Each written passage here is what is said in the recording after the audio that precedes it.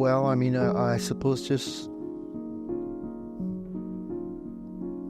keeping my hope up, keeping, my positivity up.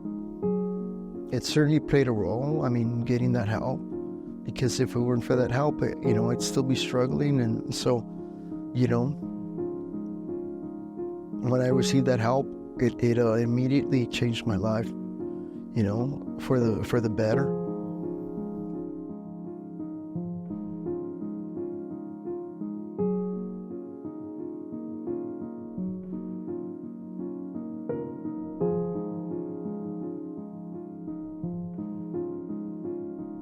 So when I met Javier, he was living in the streets of El Paso. He was living in his van, which he was already in crisis, because living in a vehicle, which is not meant for human habitation, and then they had broken into his van as well, and they broke all his windows, and it was during the winter, so it was cold, obviously, and luckily it was just him and his dog. But that's how I met Javier.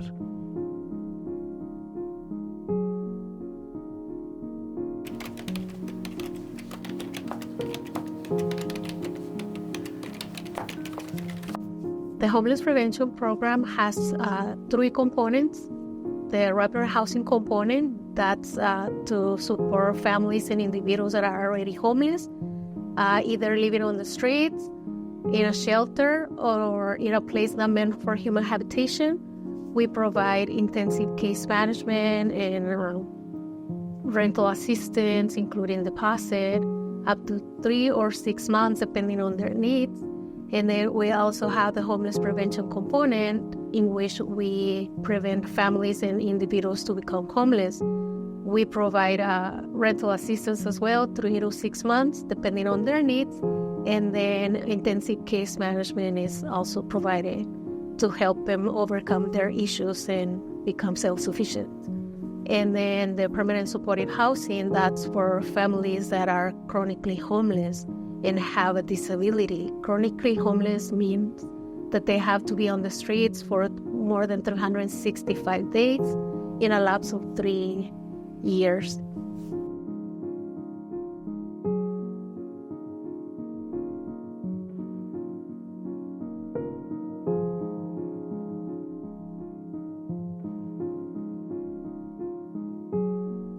There should be more help available, like, the help that I received, because it made an entire world of difference for me personally in my life. So it could change a lot of other people's lives too, people that legitimately need it and would be helped, greatly by that, by those kind of programs and, that kind of assistance. So now his situation has dramatically improved. Now his mental health is, now he shows symptoms of happiness. He comes in here, he wants to volunteer. He comes well dressed, groomed. He's overall, he seems very happy. He's comfortable now.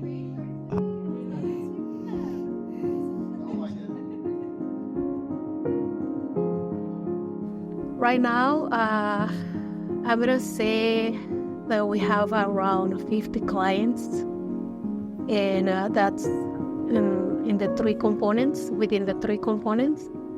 And some of them, we're still working on housing them, looking for a place that it's going to be suitable for them to live in. The funding that we have available for our clients right now is the Emergency Solutions Grant through the Texas Department of Community Affairs and through HUD. That's for the permanent supportive housing and rapid housing. There's a lot of need in the community that cannot be addressed because of lack of funding.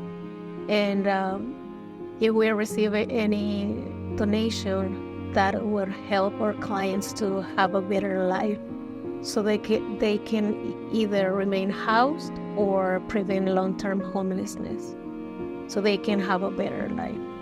We are all humans, and we're all vulnerable to be in their shoes, in that situation, anytime. The day of tomorrow, you can have a family member die, and that can lead you into a mental health crisis, which could lead you into losing your job, which could lead you into losing everything you had to being now in the streets. So now you're in that situation.